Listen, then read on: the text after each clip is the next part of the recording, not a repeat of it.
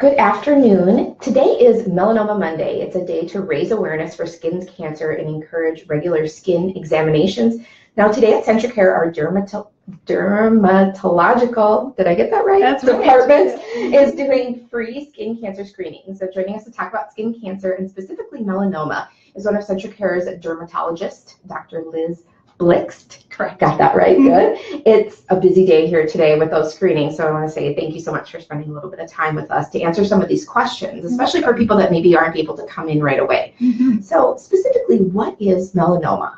So melanoma is the third most common type of skin cancer. It's unfortunately the deadliest form of skin cancer, however. It's actually become the most common cancer in general in young adults, age 20 to 39. Okay. And what causes melanoma? Well, there's a lot of things that go into the development of melanoma. There's definitely genetics that are at play. There's some family syndromes where you can be at increased risk for melanoma, and then UV radiation sun exposure is one big factor in melanoma. Okay. How is it that we can prevent melanoma? You said some of it can be genetic, but is there other prevention that can be done? Yeah, so I always tell patients you can't control your genes or your family history or the number of moles you have, but you can control your sun exposure. So that's one big factor that is controllable. And so number one, avoid tanning beds as much as possible. Number two is try to protect from the sun. So I always tell people sunscreen should be sort of your last resort. It's kind of whatever's not covered by clothing can be, you can use sunscreen, but really try to avoid midday sun between 10 a.m. and 4 p.m. is most intense. Use clothing like a hat with a brim, long sleeves, and make really nice fabric that's really breathable and protects well. And then SPF 30 or greater sunscreen, anything not covered by clothing, has to be reapplied every couple of hours.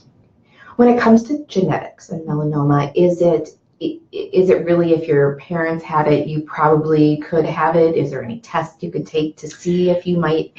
If you have a family history, you're at increased risk for melanoma. There are a lot of different genes at play for the development of melanoma. There's a few genetic syndromes that make you at risk that can be tested for it. Let's say there's a really strong family history of melanoma or other cancers. There's some cancers that kind of congregate together.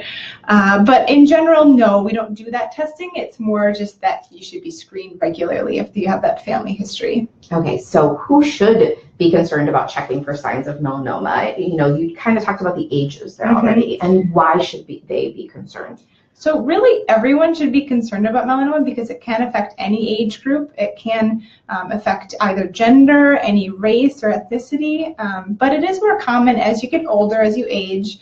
And it's more common in fair-skinned individuals. So those that burn a lot more readily, they're at increased risk. And like I said, the growing population is the age 20 to 39-year-olds where there's this increased risk. And we think it's related to tanning bed use in those age groups. So yeah, like I said, everyone should be concerned. But if you've never had a screening before, especially if there's a family history, definitely need to be screened. Why specifically is melanoma such a concern? So as I said, it's the third most common skin cancer, but it is the deadliest form. So caught early, in very early stages, we can surgically remove melanoma, and that can be curative. So that can be definitive. We do close follow-up, but for a lot of people, that's it. That's the end of their melanoma story. However, if it's caught later and in more advanced stages, especially if it's spread to lymph nodes or other organs, the prognosis is really grim. So it can be really dangerous. We have very limited treatment options once it's spread to other organs. How do you screen for melanoma? Screening is best done by a board-certified dermatologist, and we examine essentially every surface area of the skin. And you know, we look even in the hair, between the toes, kind of everywhere. So that's the best way to be screened. Ideally, I also tell people to screen yourself. Look in a full-length mirror about once a month. Just check your own skin to look for a new or a changing mole. But yeah, definitely seeing a board-certified dermatologist. So often melanoma can present itself in moles, is that correct?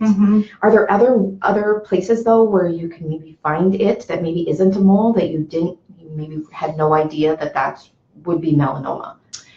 So as you said, most commonly it's going to look like a mole that's just sort of gone wrong. So there's about 60% of melanomas, however, arise, we call it de novo. So it's just out of any ordinary piece of skin, but it may look like a mole. The other 40% arise from a mole that's already been there.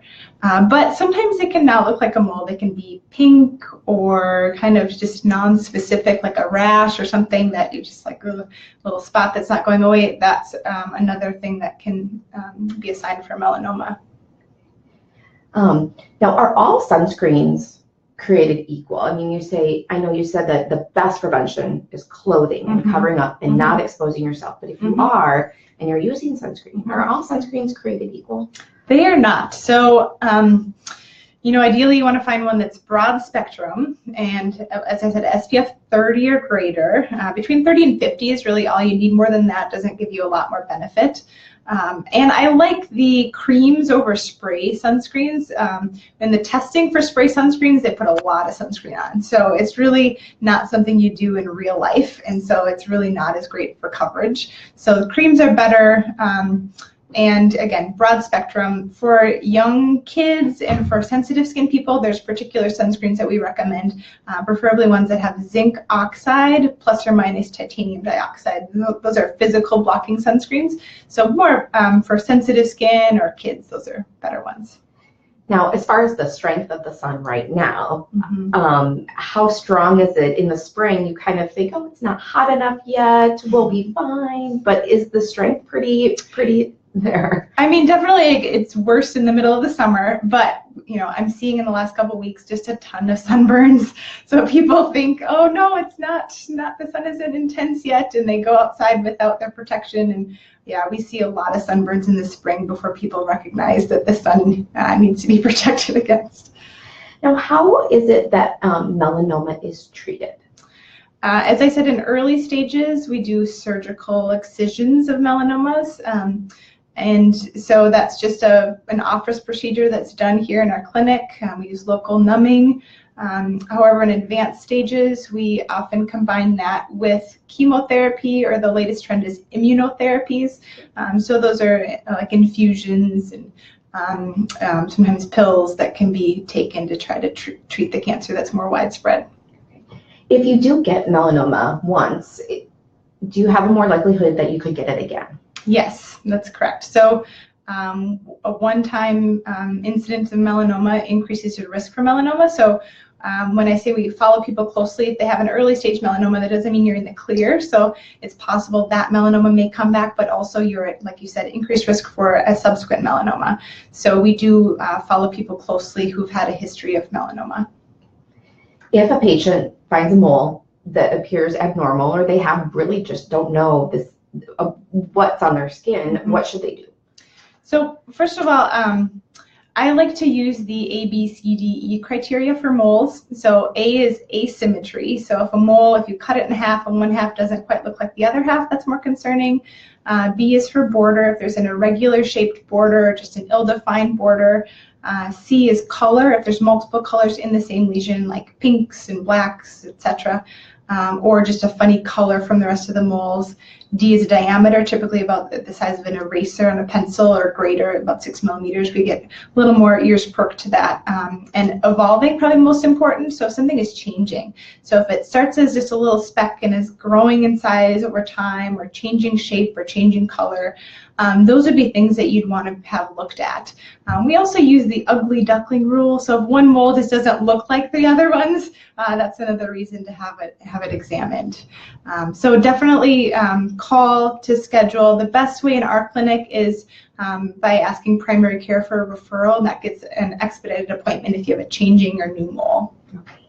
All right, well, the last question, and we kind of went over this already, but I did want to ask again, what's the best way for someone to protect from skin cancer from melanoma? Well, and as I said, you can't control genes, you can't control the sun maybe you've had when you were a kid, but just doing as best you can to protect going forward, using the sun avoidance, sun protective clothing, and then sunscreens reapplied every couple of hours. Great. Well, thank you so much, Liz, for answering all these questions.